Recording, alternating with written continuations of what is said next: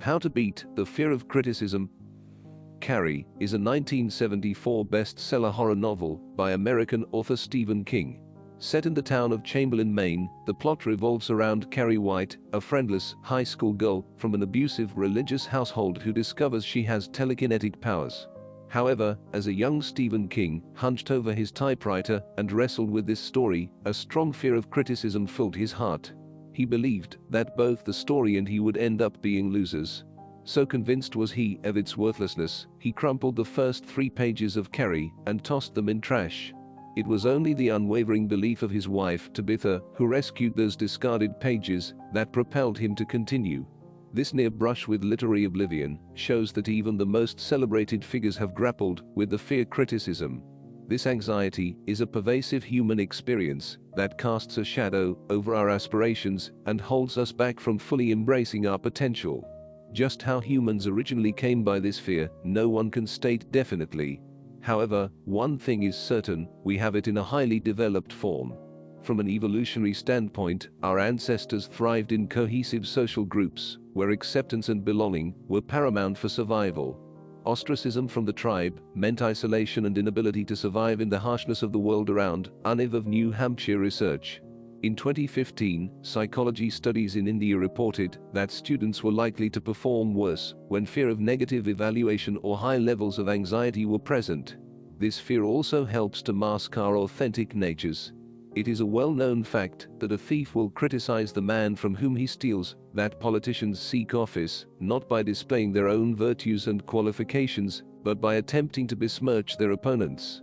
So strong and all-pervading is this fear that it permeates even the dogmas and rituals we practice.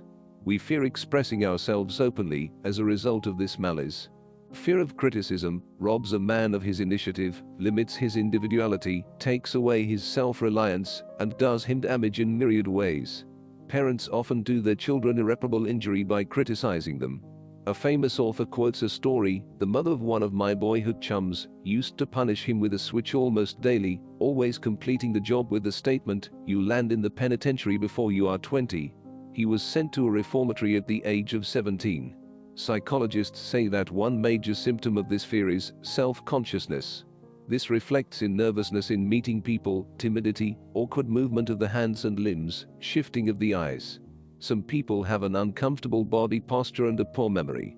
It can even permeate the very personality, i.e. inability to express opinions definitely, sidestepping issues, and even agreeing with others without careful examination of their opinions. Many people even attempt to use bombastic language that they don't fully understand, imitating others in dress, speech, manners, and boasting of imaginary achievements. Furthermore, science says that the fear of criticism can lead to procrastination and avoidance. Tasks that carry the risk of negative feedback might be delayed or entirely avoided as a coping mechanism. While procrastination might offer temporary relief from the anxiety associated with potential criticism, it ultimately exacerbates the problem by creating more stress and pressure in the long run. Anosciophobia is, in essence, a fear of being criticized. It is an intense irrational fear of being criticized or committing a sin, and can cause intense harm. Fear of. The list goes on to include lack of initiative, overspending, and wanting to conform. This fear can manifest as perfection paralysis, quote, a state where the overwhelming desire for flawless results prevents any action from being taken. Richard Oldale.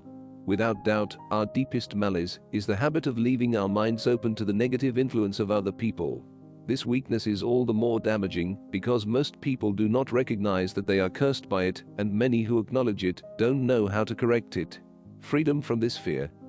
Science has found many therapies that can help to eradicate this fear. Yoga and meditation are documented to strengthen both the mind and the body. Although these may not always cure, close quote, on their own, these are coping mechanisms to start with. A powerful quote provides a clue to the cure: we are very afraid of being powerless. But we have the power to look deeply at our fears, and then fear cannot control us. Tilda Thich Nhat Hanh. This is where our healing begins.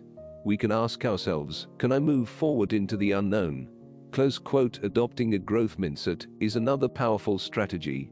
This involves viewing criticism not as a judgment of our inherent worth, but as an opportunity for learning and development. Practicing self-compassion and self-acceptance is also essential. This means treating ourselves with the same kindness and understanding we would offer to a friend, especially when faced with criticism or mistakes. Recognizing that imperfection is an inherent part of the human experience and that our self-worth is not contingent on external validation can significantly buffer the negative emotional impact of criticism.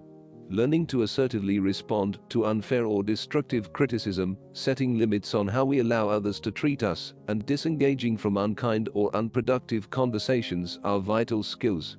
We cannot control others' opinions or criticisms, but we can control our own reactions, our efforts, and our self-perception. Shifting our focus from external validation to our internal agency empowers us to take charge of our emotional well-being and reduces the power that criticism can have over us. You have absolute control over but one thing, and that is your thoughts.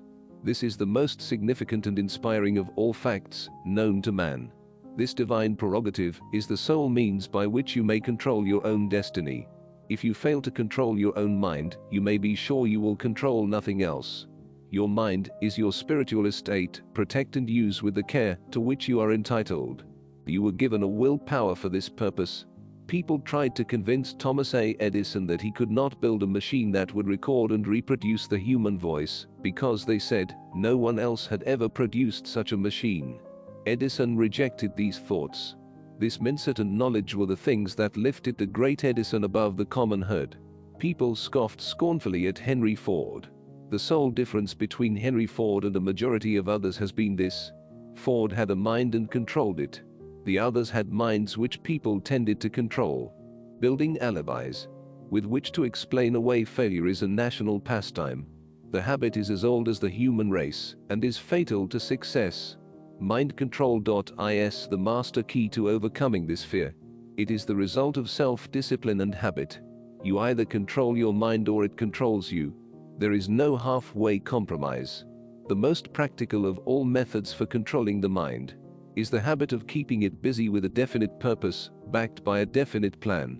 Study the record of any man who achieves noteworthy success, and you will observe that he has control over his own mind, moreover, that he exercises that control and directs it toward the attainment of definite objectives.